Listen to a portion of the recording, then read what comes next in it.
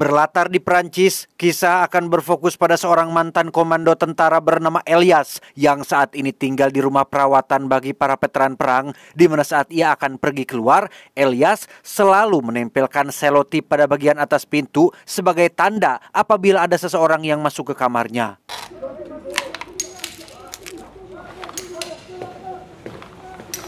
Bertempat di sebuah klub malam, Elias bermaksud menemui sahabat yang sudah ia anggap seperti saudara sendiri bernama Ian yang ingin menawarkan pekerjaan sebagai seorang pengawal di rumah orang kaya. Menyadari Ian sekarang bekerja bersama kelompok preman membuat Elias jadi agak kurang tertarik dan menolak tawaran tersebut. Bon, dis-moi, j'ai quelque chose pour toi. Yang menarik adalah kita akan langsung diperlihatkan dengan seberapa berbahayanya Elias ketika ia membuat semacam benda tajam hanya dari sebuah filter koroko yang dibakar dan dipipihkan. Memang tampak sepele, tetapi pengetahuan semacam ini mungkin tidak banyak orang ketahui.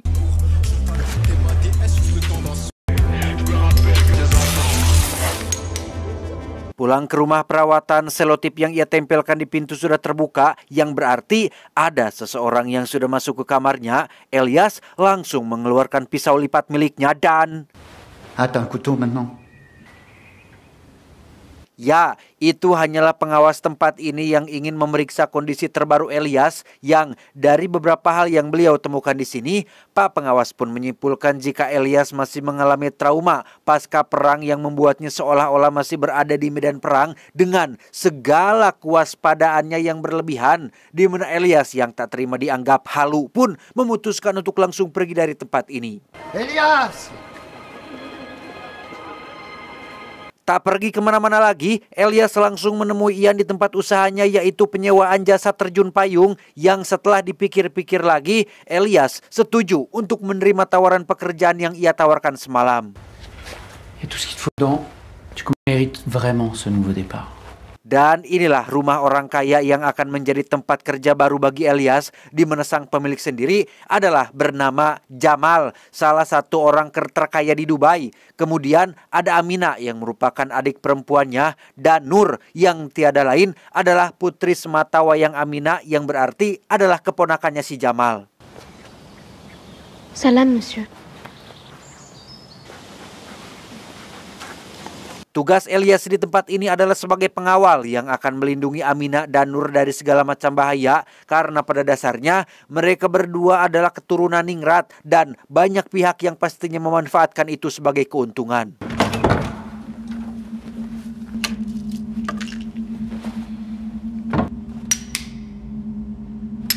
Dibantu oleh para pengawal senior yang sudah lebih dulu bekerja di rumah ini, Elias pun menjalani tugas pertamanya, yaitu mengawasi Amina yang akan ngojai di kolam renang mewah yang airnya sendiri keluar dari bawah lantai yang secara otomatis ngagolontor dengan sendirinya. Di mana tugas ini lumayan membuat Elias agak stres karena harus mengawasi Nur yang terus berputar-putar mengayuh sepedanya.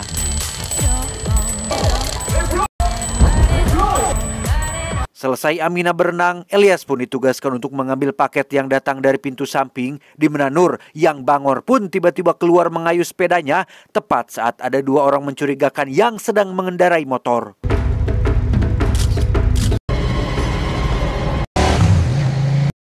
Elias langsung memberitahu kepala keamanan tentang apa yang dilihatnya barusan, di mana si kepala akhirnya memberikan Elias sepucuk pistol sebagai jaga-jaga andai kata hal serupa terjadi lagi. Singkat cerita, malam pun poek. Ketika Elias keluar untuk cari angin, ada Nur yang sedang mengamati rasi bintang menggunakan teleskopnya, di mana saat Nur menunjukkan rasi bintang yang sedang ia amati, Elias langsung memberitahukan nama dari rasi bintang tersebut. Saat Nur bertanya, bagaimana kau mengetahuinya? Elias pun menjawab bahwa dulu ia adalah seorang tentara khusus penerjun payung dan astronomi, termasuk rasi-rasi bintang, merupakan pelajaran dasar yang mesti ia ketahui.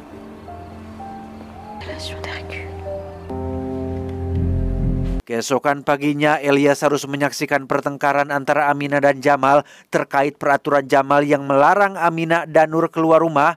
Selama beberapa bulan mereka tinggal di Prancis, Jamal tidak pernah memberikan izin untuk mereka berdua menginjakan kaki di dunia luar dengan alasan untuk sebagai keamanan. وش رح تسوي المرة الجاية؟ ومين معها حاج؟ اطلعي لغرفتك يلا. عمري 13 سنة. Karena Jamal tidak kuat melawan dua congor perempuan, ia pun mengizinkan Nur dan Aminah keluar dengan tetap dikawal oleh Ilyas yang juga akan menjadi supir, di mana Ilyas mesti lebih ekstra waspada kalau terjadi sesuatu yang tidak diinginkan.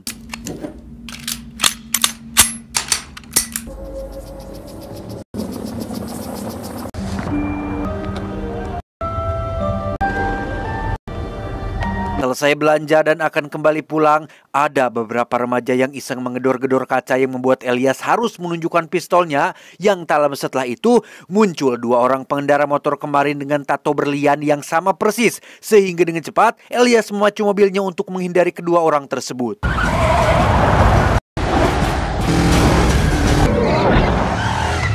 Sesampainya di rumah, Elias yang penasaran pun langsung meminta Nur untuk menceritakan siapa mereka dan apa tujuannya. Nur akhirnya jujur bahwa ia dan Aminah sebenarnya kabur dari Dubai, lebih tepatnya kabur dari sosok ayahnya yang jahat. Kedua orang tadi kemungkinan adalah tentara bayaran yang sengaja disewa oleh ayahnya untuk menculik dan membawa Nur dan ibunya pulang kembali ke negaranya. Il dit que la France va nous aider. Elias.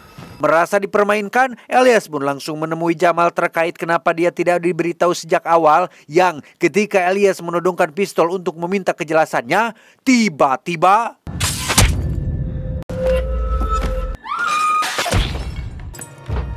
ya, ada regu pembunuh yang sudah berhasil menerobos masuk rumah ini, di mana seluruh pengawal pun dihabis dibantai oleh mereka semua, termasuk anjing penjaga yang juga sempat berhasil menggigit salah satu pembunuh. Tak bisa hanya menonton, Elias yang memang sudah terlatih dalam situasi seperti ini pun langsung beraksi dan berhasil menghabisi beberapa pembunuh yang ditemukannya.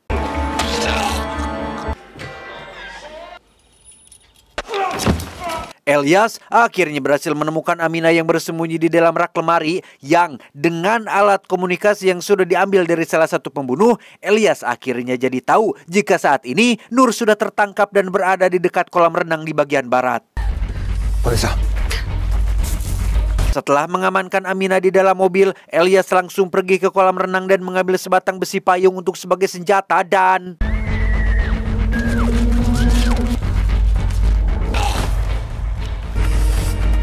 pada akhirnya, Elias berhasil membawa Nur dan Aminah keluar dengan selamat. Namun di tengah perjalanan ketika berhenti saat lampu merah, regu pembunuh pun berhasil menyusul sehingga tak ada pilihan lain. Elias pun memancing mereka ke jalan komplek perumahan dan berhasil menjatuhkan mereka dengan sempurna.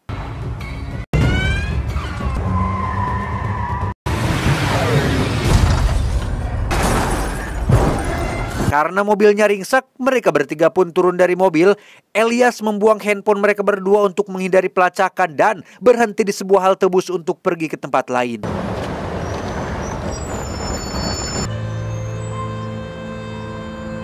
Untuk pertama kali dalam hidup mereka, Aminah dan Nur pun harus ngagembel dengan berjalan kaki cukup jauh menuju kawasan kumuh yang menjadi kediaman saudara tiri Elias. Sempat ditolak kehadirannya gara-gara masalah yang sudah lalu. Elias akhirnya diizinkan masuk dan tinggal sementara di tempat tersebut.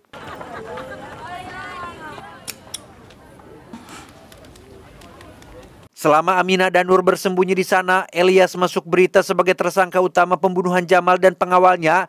Curiga jika Ian terlibat dalam hal ini, Elias pun langsung mendatanginya untuk meminta klarifikasi.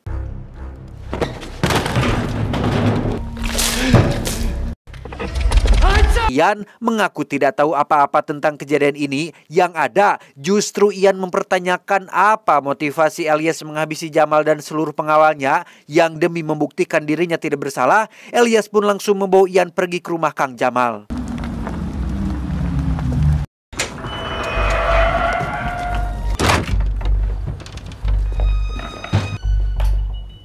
Sesampainya di sana, Elias benar-benar terkejut dengan kondisi rumah ini yang masih bersih, tanpa sedikit pun ada tanda-tanda bekas baku tembak. Tak hanya itu saja, Elias dan kita semua yang menonton akan sangat dibuat terkejut tatkala baru menyadari jika pelaku utamanya tidak lain dan tidak bukan adalah si Elias itu sendiri.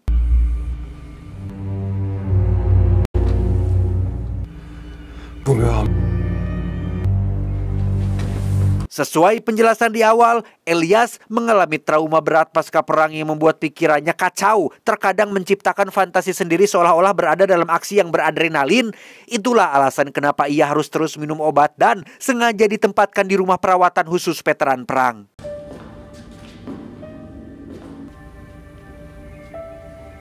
Ketika Elias sedang merenungi perbuatan yang tidak ia ingat sama sekali, Ian kembali memeriksa rekaman CCTV dan menemukan sesuatu yang mengejutkan, bahwa ternyata rekaman video ini sudah direkayasa menggunakan teknologi deepfake alias AI, sehingga terbantahlah sudah penjelasan yang barusan.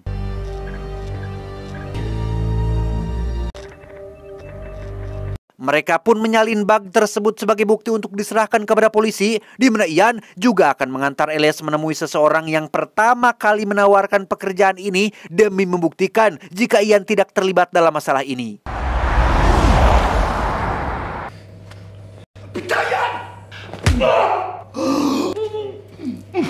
Dan inilah Durante, orang yang pertama kali menawarkan pekerjaan kepada Ian sekaligus orang yang bertugas merekayasa rekaman video tersebut menggunakan teknologi deepfake.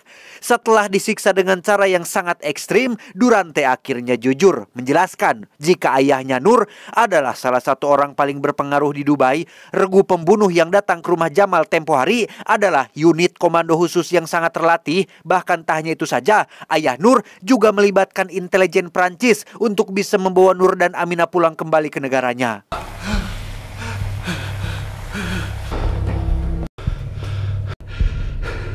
Selesai dengan Durante, Elias dan Ian pun langsung kembali ke tempat persembunyian Nur dan Aminah untuk memberitahu jika Prancis tidak aman lagi untuk mereka berdua. Di tengah situasi saat ini, Inggris mungkin bisa menjadi opsi mereka mengamankan diri, yang dengan asumsi bahwa jalur udara dan laut sudah disusupi mata-mata si ayah. Ian merekomendasikan mereka pergi dengan jalur ilegal bersama dengan para imigran gelap di dalam sebuah kontainer.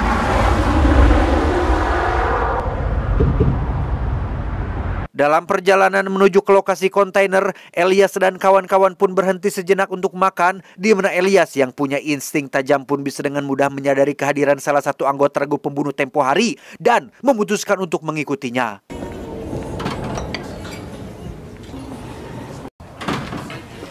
Berakhir di salah satu mobil van warna putih, Elias tanpa ragu langsung masuk ke dalam. Satu di antaranya ternyata adalah perempuan dan berakting seolah tidak tahu apa-apa, tetapi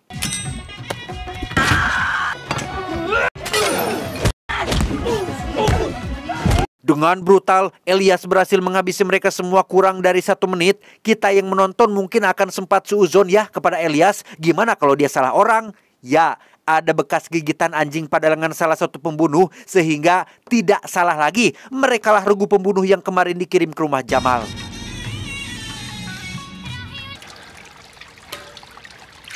Sesampainya di tempat tujuan, Nur dan Aminah akan satu kontainer bareng dengan para imigran gelap lainnya, yang karena Nur mengaku sangat takut dan baru pertama kali dalam situasi seperti ini, Elias pun akhirnya mau ikut dan akan menemani mereka sampai di pelabuhan.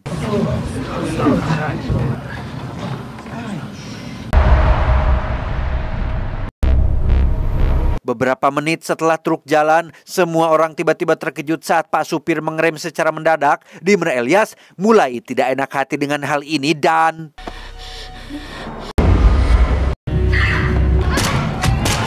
ya, Nur akhirnya berhasil diculik oleh unit komando baru. Aminah mati terkena tembakan di kepala, termasuk semua imigran yang ada di dalam sana. Satu-satunya yang masih hidup tentu saja adalah Mamang Elias yang kita tahu selalu mengenakan rompi anti peluru kemanapun ia pergi dan berhasil keluar sebelum sempat terkena ledakan.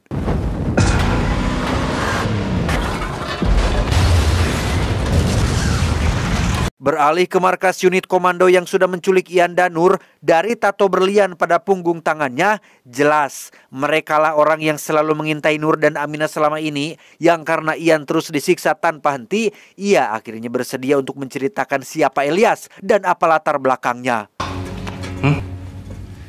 Il est où Elias Flores? Sesuai yang sudah dijelaskan sebelumnya, Elias adalah tentara spesialis ekstraksi dan terjun payung, sudah menjalani sekitar 14 misi infiltrasi, sukses mengeksekusi sekitar 11 pemimpin kelompok pemberontak, dan itu semua hanya dilakukan oleh Elias seorang diri. Il a crapahuté pendant des jours. Elias, c'est pas un soldat, c'est un guerrier. Mengetahui fakta ini, ketiga tentara bayaran pun langsung menghabisi Ian dan segera menghubungi rekannya yang ada di Dubai untuk bersiap, karena kemungkinan besar Elias akan datang ke sana untuk menyelamatkan Nur. Dites-leur en anglais ou en arabe. Il est extrêmement dangereux. Persis seperti yang mereka khawatirkan, Elias memang akan menyelamatkan Nur dari ayahnya. Elias mendatangi asisten Ian yang bekerja di penyewaan jasa terjun payung. Dengan pengalaman yang sudah berpuluh-puluh tahun, tak sulit bagi Elias untuk bisa menemukan di mana Nur disekap, yaitu sebuah gedung pencakar langit yang juga menjadi kediaman ayahnya Nur selama ini, yang setelah semua persiapan sudah selesai, mereka pun langsung berangkat malam itu juga. Aéroport privé est à 15 minutes à vol d'oiseau de ton point. Après, je serai obligé de décoller. Beberapa jam kemudian, sampailah Elias di atas kota Dubai, di mana sang pilot mulai menghitung mundur sebagai tanda Elias untuk loncat, dan inilah yang terjadi.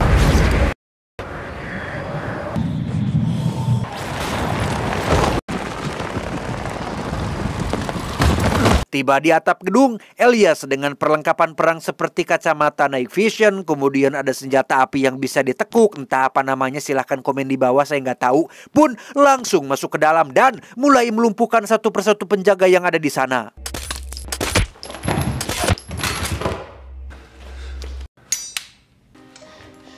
C'est toi, Elias, t'es vivant. Pada akhirnya, Elias berhasil menyelamatkan Nur dengan cukup mudah tanpa mendapat kesulitan yang berarti. Namun saat mereka akan pergi, sistem keamanan gedung tiba-tiba diaktifkan dan semua penjaga akan dikerahkan untuk memburunya.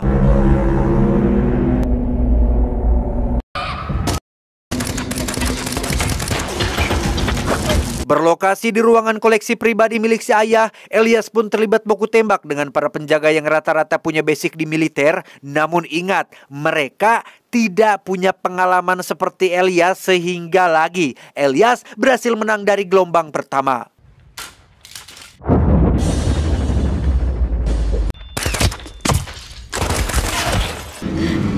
Saat gelombang kedua datang, Elias hanya menggunakan kamera CCTV untuk melihat arah targetnya dan berhasil menghabisi ketiganya dari balik pintu. Selanjutnya, Elias meminta Nur untuk berlindung di dalam lift, sementara ia akan menghadapi gelombang kedua ini di bawah air pemadam kebakaran.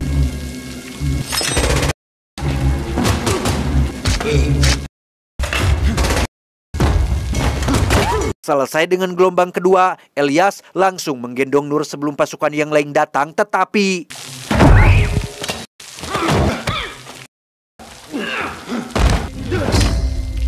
ya, setelah semua disikat habis, kini Elias dan Nur bisa langsung pergi ke atap gedung. Sempat akan memasuki kamar si ayah untuk menghabisinya, Nur mencegah Elias melakukannya karena merasa itu tidak diperlukan.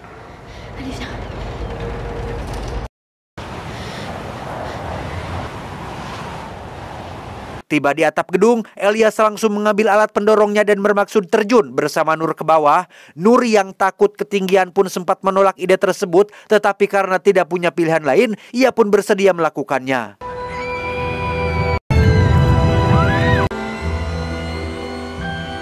Setelah semua selesai, Elias membawa Nur ke salah satu pondok pesantren yang ada di wilayah tersebut. Selain aman dari sang ayah, Nur juga akan mendapatkan pendidikan agama yang baik. Ya, meskipun Elias bukan orang baik dan sudah banyak melakukan pembunuhan yang luar biasa mengerikan, setidaknya ia bisa menjadi perantara bagi orang lain untuk jadi lebih baik. Terakhir, Elias masih punya PR, yaitu 3 anggota kelompok tato berlian yang menjadi dalang di balik kematian Ian. Tak banyak bertele-tele, Elias langsung menghabisi ketiganya dari jarak jauh. Tamat, ending yang cukup membagongkan. Pesan yang bisa kita ambil dari film ini adalah berhentilah fokus pada apa yang orang lain telah lakukan pada diri kita. Kebaikan yang Anda lakukan mungkin tidak terlihat, tapi jejaknya akan selalu dikenang oleh mereka yang menerimanya. Ingat, kebaikan yang kamu lakukan untuk orang lain kelak akan kembali kepada dirimu sendiri. Tapi kan John, percuma jika kebaikan yang kita lakukan tidak dihargai oleh orang lain. Buat apa berbuat sesuatu yang sia-sia? Nah, Anda yang butuh validasi, Sat. Loh, Anda mau dibayar tunai di dunia atau dibayar kekal di akhirat? Saya John mewakili jajaran direksi yang bertugas mengucapkan terima kasih dan sampai jumpa di video selanjutnya. Adios. Betis hawuk amuk marugul.